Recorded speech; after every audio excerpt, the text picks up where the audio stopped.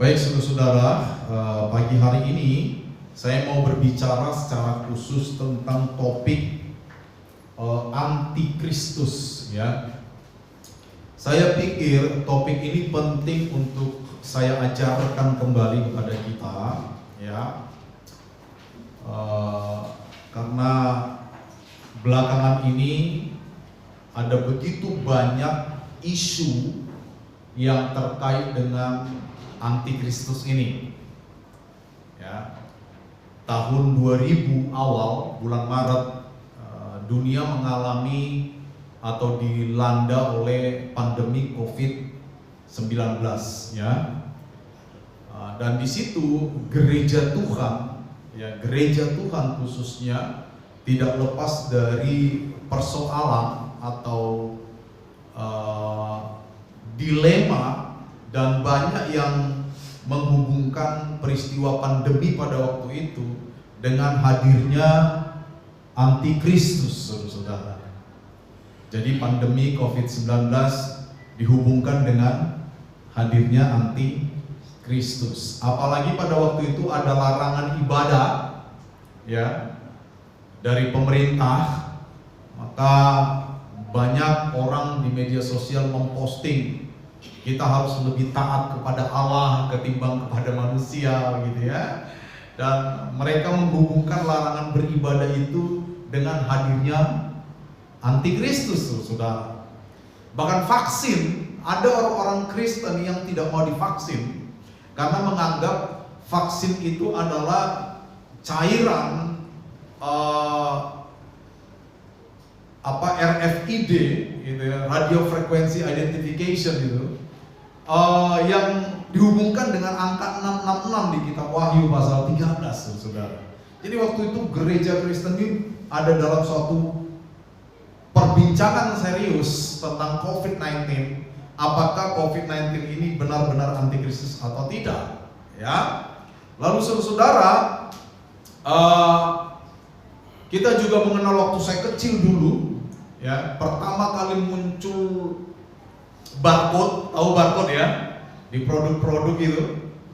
Jadi saya masih ingat saya usia sekolah dasar ya, lalu mulai muncul barcode-barcode itu, lalu gereja menganggap itu sebagai antikristus karena katanya kalau dihitung barcode ada 3 tiang besar itu pasti angkanya 666. Jadi angka 666 dihubungkan dengan hadirnya antikristus. Jadi saya masih ingat sekali waktu itu semacam ada tebar ketakutan kepada orang-orang Kristen bahwa kalau kamu memakai sampo yang ada barcode-nya ya, sabun yang ada barcode-nya, maka kita sudah menjadi antikristus pada masa itu.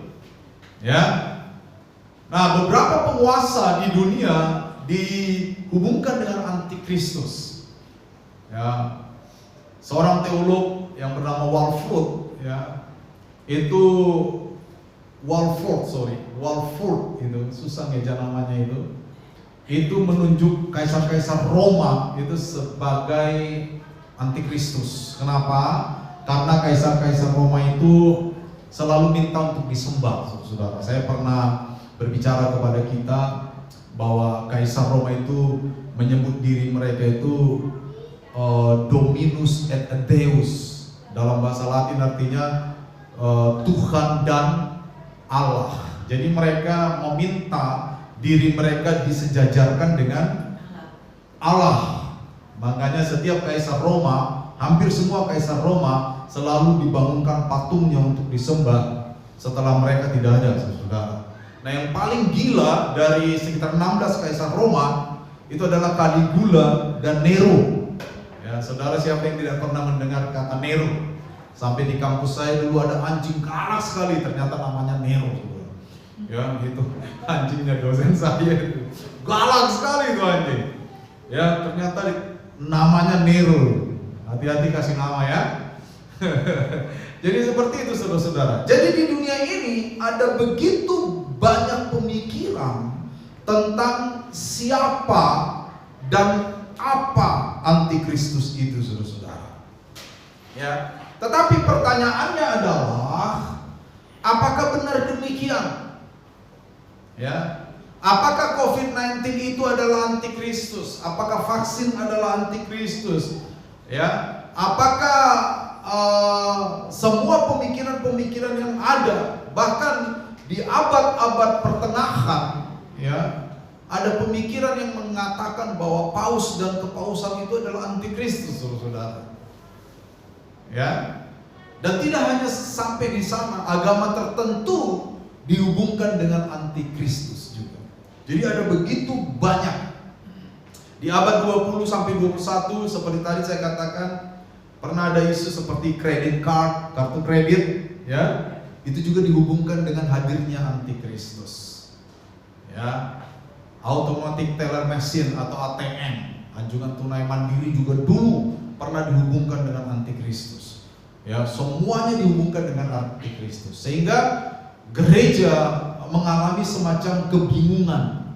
Sebenarnya antikristus itu apa dan antikristus itu seperti apa sih? Gitu. Nah, itu pagi ini yang mau kita bahas. Supaya apa, saudara-saudara? Supaya gereja mengetahui dengan jelas, ya, apa dan siapa antikristus yang dimaksud dari Alkitab itu.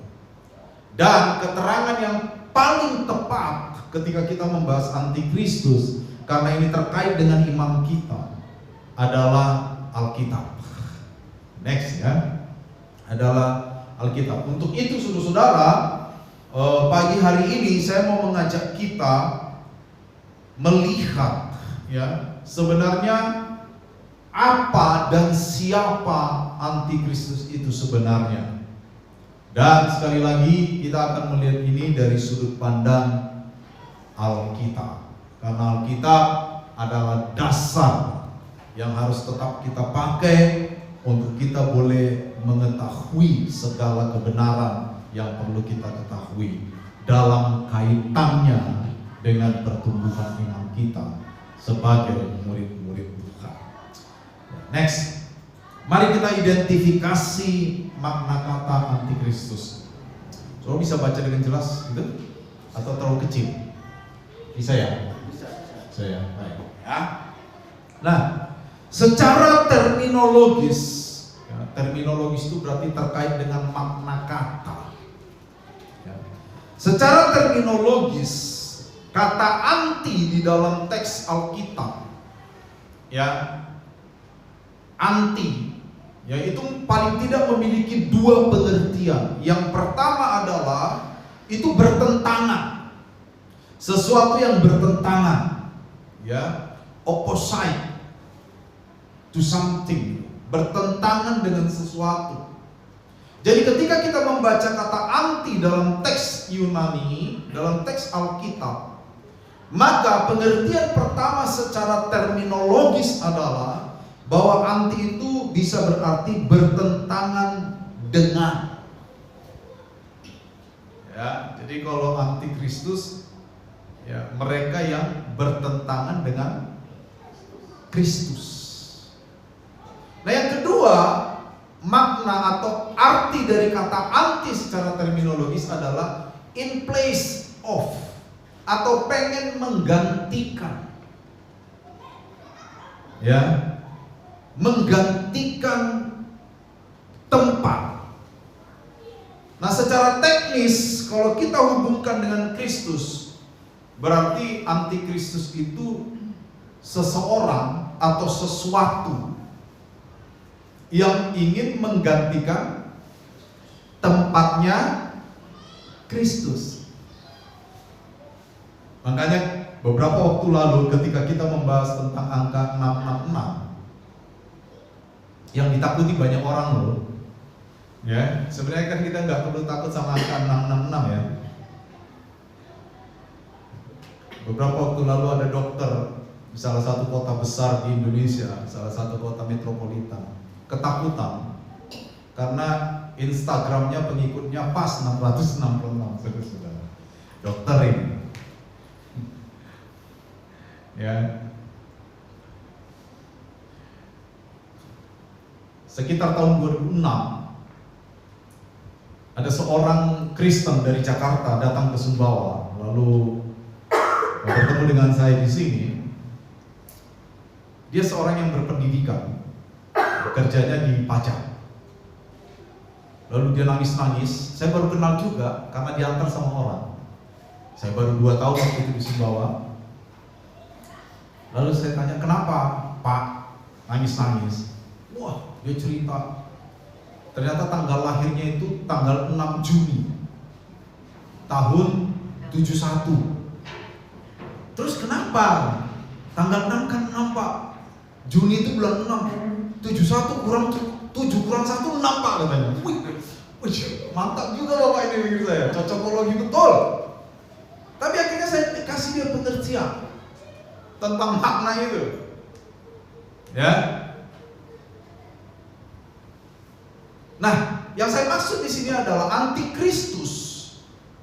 Pengertian berikutnya adalah bahwa anti itu bisa kita pahami sebagai sesuatu atau seseorang yang ingin menggantikan posisi Kristus.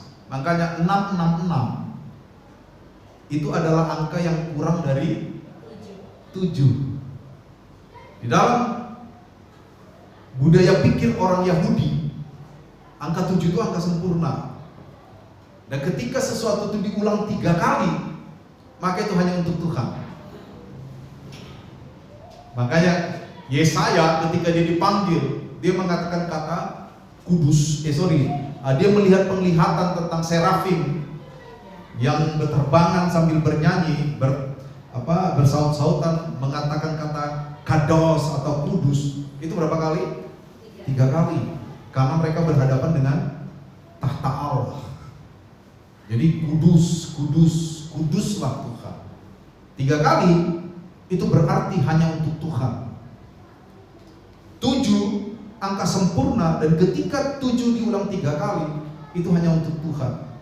Makanya 6 itu di bawah 7, angka tidak sempurna, tapi pengen jadi Allah, makanya diulang 3 kali. Itu dia. Angka 6 adalah angka tidak sempurna, tapi walaupun dia tidak sempurna, dia pengen jadi Allah. Dia pengen disembah. Dia pengen diilahikan.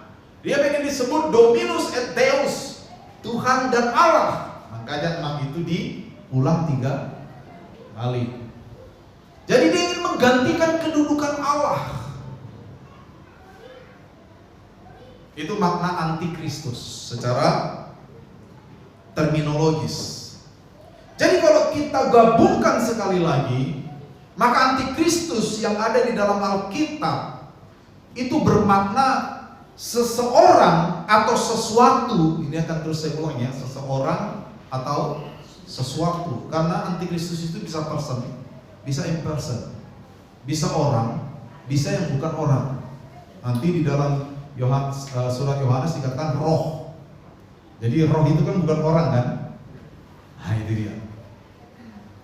Jadi saudara-saudara, antikristus berarti seseorang atau sesuatu yang menentang atau melawan Kristus.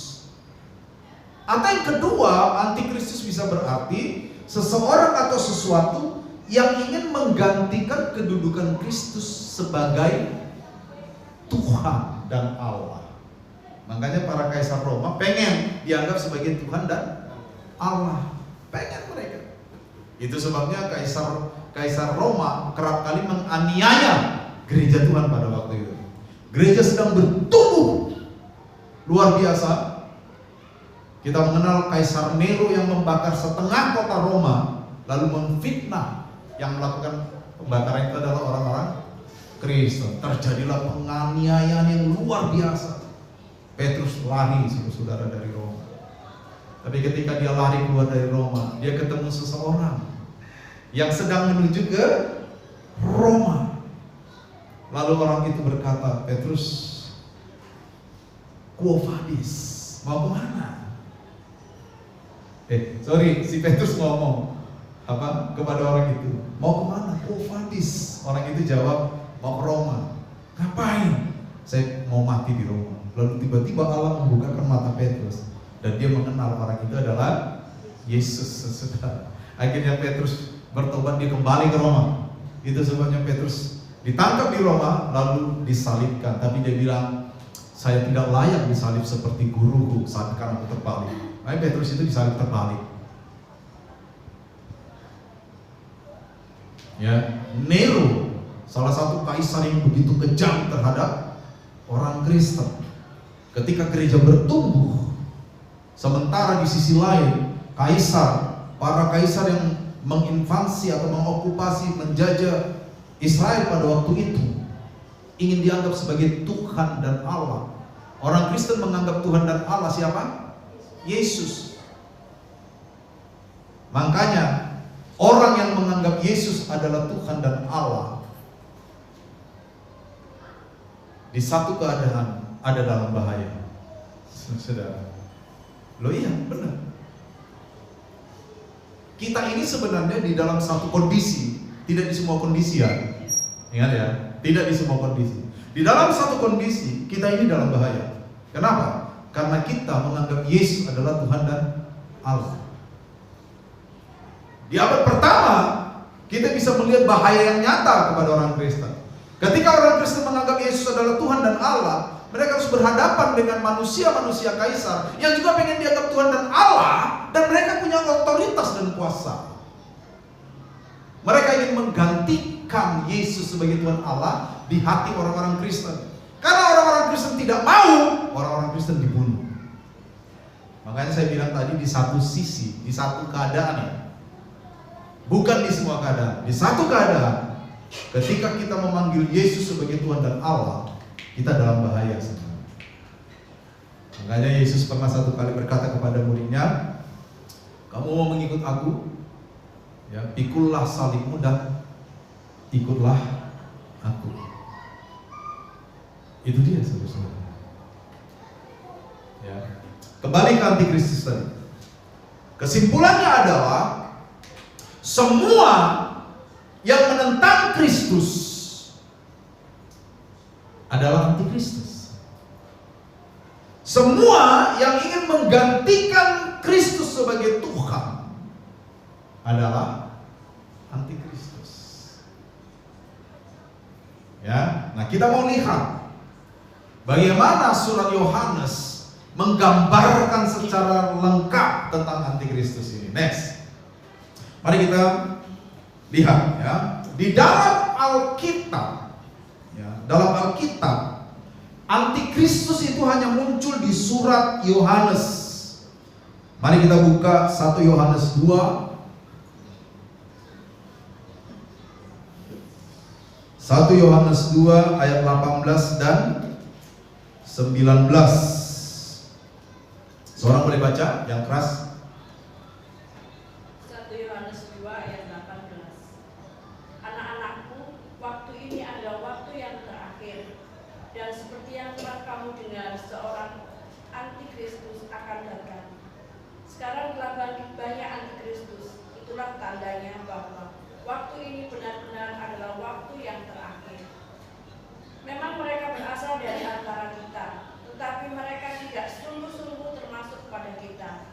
Sebab jika mereka sungguh-sungguh termasuk pada kita, niscaya mereka tetap bersama-sama dengan kita. Tetapi hal itu terjadi supaya menjadi nyata bahwa tidak semua mereka sungguh-sungguh termasuk pada kita. Ya, ayat 22. Siapakah pendusta itu? Bukankah dia yang menyangka bahwa Yesus adalah Kristus? Dia itu adalah antikristus, yaitu dia yang menyangka baik Bapa maupun Anak. Sampai di situ dulu. Ini tulisan Yohanes. Ya. Nah, dari pembacaan kita tadi, saudara-saudara, ya, kalau kita perhatikan, ini saya bacakan Alkitab terjemahan baru 2. Ada sedikit keterangan-keterangan yang berbeda, tetapi tidak berbeda esensi yang dimaksud. Ayat 18, anak-anak inilah waktu yang terakhir. Jadi saudara-saudara, kemunculan antikristus, nah, ini penting buat kita, itu dikaitkan dengan keterangan waktu yang terakhir. Ya, SKT Hora. Ya. Nah, waktu yang terakhir ini bisa kita pahami dalam beberapa pengertian. Ya, pada masa itu ingat ya, ketika kita memahami Alkitab, kita harus berusaha terjun atau ada dalam situasi yang sama di mana Alkitab itu ditulis. Ya. Pengertian terakhir itu bisa dikaitkan kalau merujuk kepada 1 Yohanes itu kepada kehidupan orang-orang percaya. Kenapa demikian? Karena pada masa itu orang terakhir kapan saja, perhatikan ya, kapan saja bisa mati. Kenapa? Karena mereka berhadapan dengan penguasa. Mereka berhadapan dengan penguasa Roma yang secara terang-terangan ya, menganggap kekristenan itu adalah sekte dan mereka memburu orang-orang Kristen. Ya kan? Makanya tahun 70 bait suci yang kedua yang dibangun kembali setelah Israel pulang dari Babel itu dibakar. Padahal bait suci itu sudah dipugar oleh Herodes. Ya, itu dibakar, dipimpin oleh Jenderal Titus. Wah, untuk Pak Titus udah gak pernah kita lihat ini. Dia sudah tua sekali ya. Dipimpin Jenderal Titus, Yerusalem hancur. Yang tinggal cuma tembok bagian selatan. Hancur semua bait suci. Nah, tembok bagian selatan itu yang disebut Hakotel Ha'araf itu. Itu yang sekarang disebut sebagai tembok ratapan. Makanya orang-orang Islam meratap di situ. Kenapa meratap? Ya karena kebanggaan mereka hancur. Orang Israel itu bangga sekali dengan bait suci yang dibangun Salomo.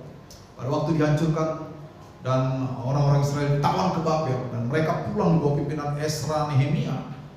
Ya, satu visi besar yang diberikan Allah adalah membangun kembali bait suci. Dibangun. Sebelum abad pertama, Herodes memugar bait suci itu untuk menarik hati orang-orang Yahudi supaya simpati kepada Herodes. Tetapi tahun 70, bait suci yang sama dihancurkan oleh Roma. Karena memang pada waktu itu penguasa Roma tidak ingin ada kekristenan. Kekristenan adalah simbol perlawanan terhadap Roma pada waktu itu. Makanya orang-orang Kristen punya sandi-sandi. Saya pernah bilang pada abad pertama orang Kristen itu punya sandi gambar ikan, ichthus. Dalam bahasa Yunani ikan itu ichthus. Ya. Iota. Ya. Ichthus. Iota itu Yesus. Ya. Si itu berarti Kristus, X gini. Theta itu Theos.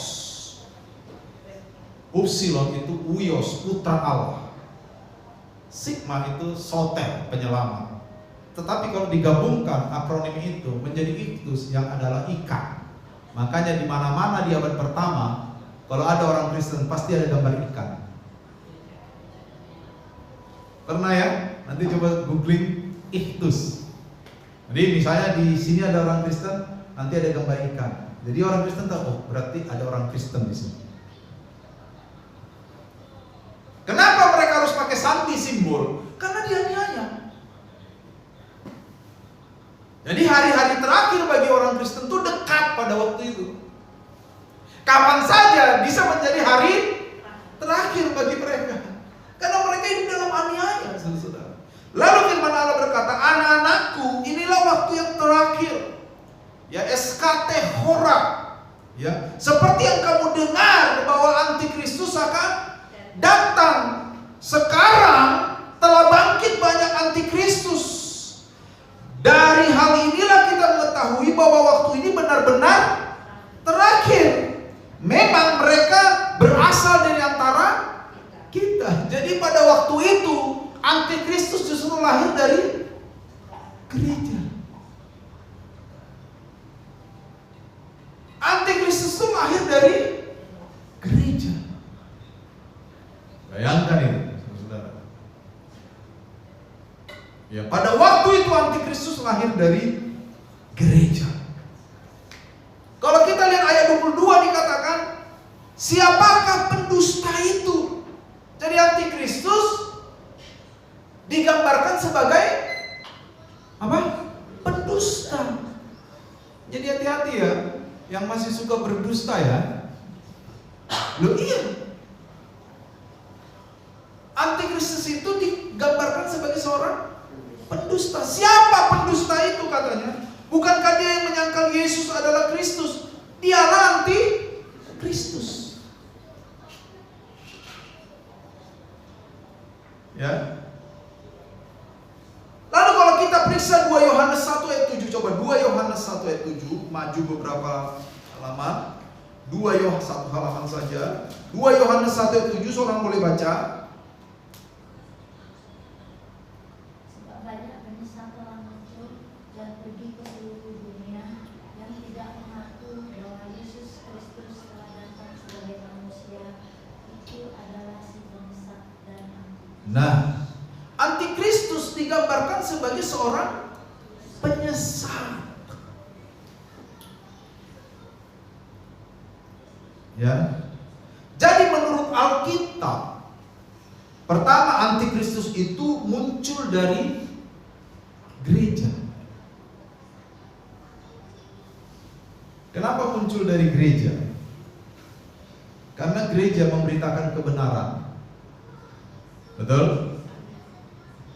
Semua jemaat tahu kebenaran Kristus, tetapi dengan sengaja menyangkal kebenaran itu. Makanya mereka disebut sebagai anti-Kristus. Ini kan sama gambarannya dengan kalau anak-anak kecil. Di gereja kita ada beberapa anak kecil yang usianya 3, 4, 5 tahun. Kalau mereka berbuat kesalahan, apakah kita akan menghukum mereka dengan hukuman yang ya kira-kira misalnya mereka pecahkanlah gelas? Apakah kita akan menghukum mereka dengan hukuman yang sesuai dengan memecahkan gelas? Kenapa? Karena pada dasarnya dari sudut pandang apapun, anak usia 3, 4, 5 tahun itu belum begitu memahami motif yang benar kenapa dia memecahkan gelas. Mungkin motifnya hanya marah, jengkel, betul nggak? Tapi motif yang lebih dalam dari itu tidak. Tapi kalau orang 20 tahun, 15 tahun, 30 tahun pada waktu marah lalu pecahin gelas, kira-kira pandangan saudara apa? Hah? Artinya apa? Dia udah tahu motif yang benar itu apa, tetapi dia dengan sengaja melanggar motif itu. Itu kenapa Antikristus lahir dari gereja. Gereja memberitakan yang benar. Gereja menyuarakan suara kebenaran. Ya, kasihilah orang lain seperti dirimu sendiri. Kita tahu kebenaran. Kita bisa mengelola dengan hikmat Allah kebenaran-kebenaran itu. Tetapi dengan sengaja ketika kita menyangkali kebenaran itu sama dengan kita menyangkali Kristus. Dan mereka yang menyangkali Kristus adalah Antikristus. Itu sebabnya Antikristus lahir dari gereja. Mereka berasal dari kita katanya, betul lah?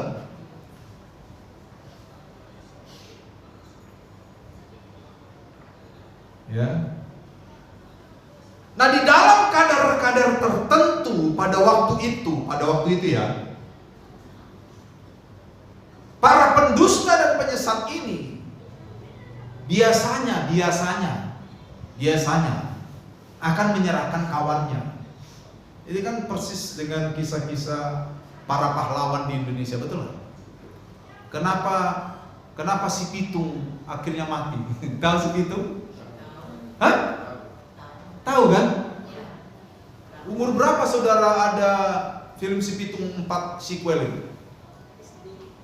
Saya masih SD itu kan. Si Pitung 4 kali. Kalau saudara mau nonton Si Pitung, ada sekarang di YouTube. Jawara Betawi, betul nggak? Bintangnya siapa itu? Diki Zulkarnain.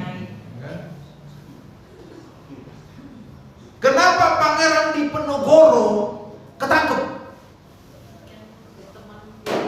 Kenapa? Nah itu. Siapa? Siapa pelakunya? Hah? Konco Dewi. Betul? Iya kan? Dan rata-rata kepingan cerita pahlawan yang kadang dibalut dalam cerita-cerita rakyat, rata-rata mereka kalah karena Konco Dewi, karena teman sendiri. Jadi gak heran antikristus itu lahir dari gereja. Gak heran kita, saudara. Pada masa itu tentu saja, ketika seseorang menjadi pendusta di dalam gereja, ketika seseorang mengkhianati atau menyangkali kebenaran dalam gereja, selanjutnya tindakan mereka apa? Ya kerjasama dengan Roma. Itu aja kan? Betul? Begitu saja. Pasti kerjasama dengan Roma. Itu sebabnya orang Kristen lari kemana-mana, berserak, berdiaspora pada waktu itu. Karena munculnya anti-Kristus, saudara. Dikatakan mereka pendusta, mereka penyesat. Next, ya.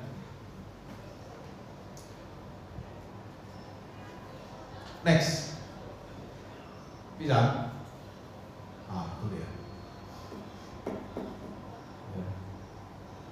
Mereka menyangkal Yesus. Mereka menyangkal keilahiannya atau menyangkal kemanusiaannya.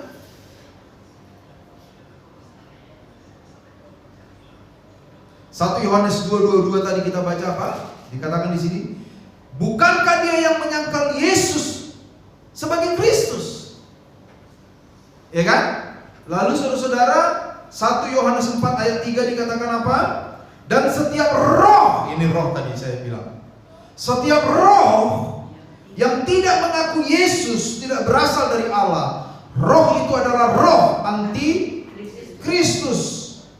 Tentang dia telah kamu dengar bahwa ia akan datang, dan sekarang dia sudah ada.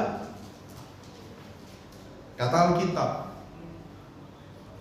Makanya tadi saya katakan antikristus itu bisa person, bisa imperson, bisa orang, bisa sesuatu. Intinya mereka yang menentang dan ingin menggantikan kedudukan Kristus. Ya, di abad pertama itu banyak sekali paham-paham yang menyangkal Kristus. Ada paham docetisme namanya, yang mengatakan, yang menyangkal kemanusiaan Kristus. Paham docetisme itu mereka bilang Kristus itu tidak benar-benar manusia. Itu hanya seperti menyamar sebagai manusia, tampaknya saja. Dia tidak benar-benar manusia. Ya. Ada paham yang menantang atau menyangkal keilahian Kristus yang digagas oleh seorang yang bernama Arius. Makanya Arius itu nama gagasan menjadi Arianisme. Sekarang itu dilanjutkan oleh Saksi Yehova. Saksi Yehova itu tidak mengakui Yesus adalah Tuhan. Mereka menyangkal keilahian Kristus. Jadi Saksi Yehova itu di abad pertama, di abad keempat pada waktu itu adalah Arianisme. Ya. Jadi banyak sekali paham. Sekarang juga begitu. Paham-paham yang ada zaman dulu, abad pertama, kedua, ketiga, keempat, kelima, keenam, yang menyangkal keilahian atau kemanusiaan Kristus, sekarang itu ada di zaman modern ini. Jadi hati-hati. Paham-paham yang sangat meninggikan kenikmatan. Tetap pakai Alkitab, saudara-saudara. Mereka bukan membuang Alkitab. Tetap pakai Alkitab. Mereka mengutip ayat-ayat yang mendukung pandangan mereka. Padahal konteks dan pesan yang disampaikan ayat-ayat mereka kutip itu tidak seperti itu. Makanya hati-hati. Firman Allah berkata saat ini banyak penyesat-penyesat menyebar kemana tadi? Ke seluruh dunia. Kalau pendeta khotbahnya sangat menyenangkan telinga saja, hati-hati. Saya nggak bilang dia sesat, tapi hati-hati. Mimbar ini sebenarnya harus dipakai untuk memberitakan kengerian akan dosa dan penghukuman yang benar-benar nyata. Kalau mimbar ini hanya untuk saudara harus pasti diberkati, itu gak usah lagi, saudara semua udah tahu bahwa saudara diberkati, betul? Amin. Ada yang masih ragu bahwa kita diberkati Tuhan? Tapi banyak orang yang masih ragu apakah penghukuman itu ada. Allah kan maha kasih, masa iya Allah menghukum dalam neraka? Betul? Kata teologi progresif, Kristen, betul kan? Masih ingat ini Kristen progresif? Tahun yang lalu? Iya kan? Karena Allah maha kasih. Bagaimana mungkin Allah yang maha kasih menghukum kamu dalam neraka? Ya. Itu mendowngrade kebenaran. Ya, Allah adalah maha kasih, betul. Makanya dia memberikan anaknya yang tunggal, supaya dosa-dosa kita dibayar lunas. Tapi kalau setelah dosa saya dibayar lunas, dengan sengaja saya utang dosa lagi, firman Allah berkata, kamu dengan sengaja menyalibkan Kristus untuk kedua kali. Betul. Itulah antikristus. Jadi antikristus itu hari ini, saudara, prinsip. Ya, prinsip. Tujuan utamanya adalah menyesatkan kita. Apapun yang menyesatkan kita, yang menjauhkan kita dari Tuhan, pada akhirnya kita bisa katakan bahwa itu adalah anti-Kristus. Entah itu orang, entah itu roh. Betul? Kadang-kadang bukan orang, kadang-kadang roh kita, pikiran kita menjauhkan kita dari Tuhan. Hati-hati. Itu adalah spirit antikristus.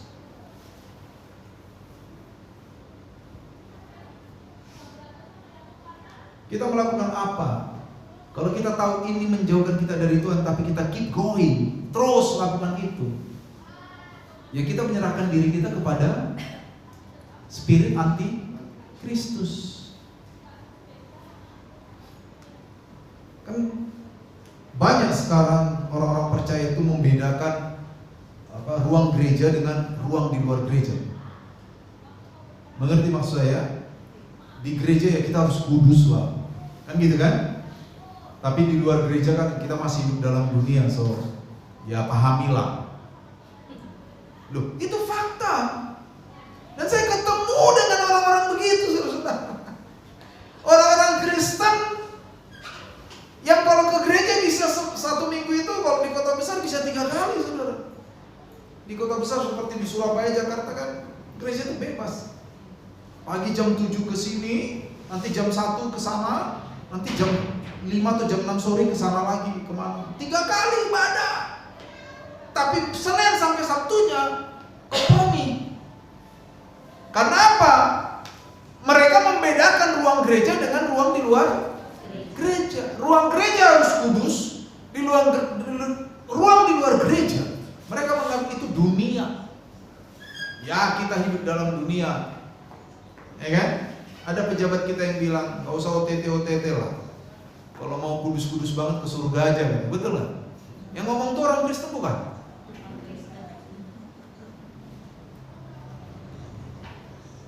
Kalau mau bersih-bersih amat ke surga aja, katanya ini. Jadi kalau nggak bersih-bersih amat, dikit-dikit tuh nggak apa-apa menurut dia.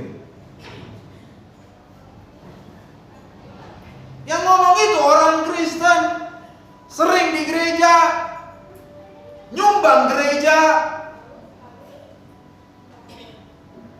ya kan? Jadi saudara-saudara, ini harus kita pahami, dan selain kita pahami, ini harus kita masukkan benar-benar dalam perenungan kita. Apakah kita dikendalikan roh antikristus atau tidak? Tandanya gampang. Kalau kita selalu menentang keinginan Kristus, kita sedang dikontrol, dikendalikan oleh roh antikristus. Itu aja tandanya. Jangan anggap antikristus datang dengan wajah mata satu di tengah. Karena ada juga gambaran kan, coba nanti googling antikristus gambar, ada mata satu di tengah. Terus ada unicornnya, apa itu tanduknya itu? Unicorn kan? Ada 3 kadang. Lalu gambaran kitab Daniel, kepala 7 tanduk 10 digambarkan begitu. Makhluk-makhluk itu tuh nggak ada. Itu semua kan gaya bahasa. Saya selalu bilang sama kita, sama kayak orang Indonesia, kepala batu ini. Apa kepalanya memang betul dari batu? Kan tidak. 3000 tahun yang datang dibaca tulisan. Ini misal ya. Pak Martin kepala batu. Pada waktu itu 3000 ya tahun yang dulu, ada seorang bernama Pak Martin. Dia hidup walaupun kepalanya terbuat dari apa begitu? Sama, saudara-saudara. Alkitab kita penuh dengan simbol. Dan tidak harus tafsir seperti itu. Ya. Jadi ingat saudara, ketika kita selalu ingin menentang Kristus, ingat kita sedang dikendalikan oleh roh anti Kristus. Itu penting itu untuk kita ini. Ya. Roh Kudus itu tetap mengajari kita, Yohanes 14 betul. Tetapi penghibur yaitu Roh Kudus, Roh kebenaran. Aku minta kepada Bapa supaya Dia memberikan kepada. Dialah yang akan mengajarkan kamu. Dialah yang akan mengingatkan kamu tentang segala sesuatu yang pernah aku ajarkan kepadamu. Damai sejahtera aku tinggalkan kepadamu supaya tidak gentar, tidak gelisah hati. Tapi kadang-kadang kita menentang Roh Kudus, lebih suka mengikuti roh antikristus. Betul. Tandanya apa ya? Itu tadi. Setiap kali kita berperang dalam hati kita antara mengikut keinginan Tuhan dengan tidak mengikut keinginan Tuhan, atau mengikut keinginan yang bukan dari Tuhan. Kalau kita memenangkan keinginan yang bukan dari Tuhan, kita sedang dipimpin oleh roh antikristus. Mungkin wajah kita nggak seram, wajah kita tetap oke, ya kan? Tapi spirit kita, roh yang memimpin kita, roh yang mana? Roh Kristus atau roh antikristus? Itu penting kita renungkan, saudara. Karena di dalam Alkitab, antikristus itu gambarannya gak serem, karena berasal dari dalam gereja. Emang ada di gereja waktu itu wajahnya tanduknya 10 gitu? Kan gak ada. Sekarang kita ke gereja pasti mandi dulu, betul? Pakai parfum, ya kan? Ada kolon tertentu yang kita pakai. Jangan lupa deodoran sebelah kanan, sebelah kiri tidak usah. Ya kan? Begitu kita kan harum, ya kan? Baju kita disetrika, ya, semua kita persiapkan. Prepare kita ke gereja. Datang dengan senyum, ya kan, yang lebar. Halo, selamat pagi. Manis semua secara fisik, ya kan? Performnya kita manis. Siapa yang tahu roh kita? Betul? Siapa yang tahu roh kita? Hanya Tuhan yang tahu, dan kita sendiri. Apakah saya sedang dipimpin oleh roh Kristus atau sedang dipimpin oleh roh anti Kristus? Hanya kita yang tahu. Bahkan saya yang khotbah sekarang, saudara tidak tahu isi hati saya. Saya bisa saja bersandiwara, betul gak? Bisa saja berpura-pura. Apalagi saya pernah ikut kelas sandiwara, ya kan? Bisa. Tapi siapa yang tahu roh yang memimpin saya, apakah roh Kristus atau antikristus? Hanya saya dan Tuhan yang tahu. Tapi ingat, ketika kita selalu menundukkan diri kita kepada roh dari antikristus, suatu hari kita akan berada dalam situasi the point of no return. Titik tidak bisa kembali. Itu kan yang dialami oleh Firaun kan? Betul. Walaupun kita mengatakan maka Allah mengeraskan hatinya. Ya. Sebenarnya saya pernah bilang tuh, itu Firaun sedang mengalami the point of no return. Di alam semesta ada nggak? Nggak ada. Coba saudara naik ke atmosfer, ini atmosfer ya. Terus beberapa fer yang lain lapisannya. Kalau kita dilepas, kita jatuh nggak? Saudara manjat di depan kita nanti, terus kalau lompat jatuhnya kemana? Ke bawah. Itu namanya karena ada gaya gravitasi bumi. Tapi begitu kita sampai di mana gaya gravitasi bumi nol atau nihil, misalnya di bulan, kalau kita lompat jatuhnya kemana? Melayang kan? Ada yang pernah ke bulan?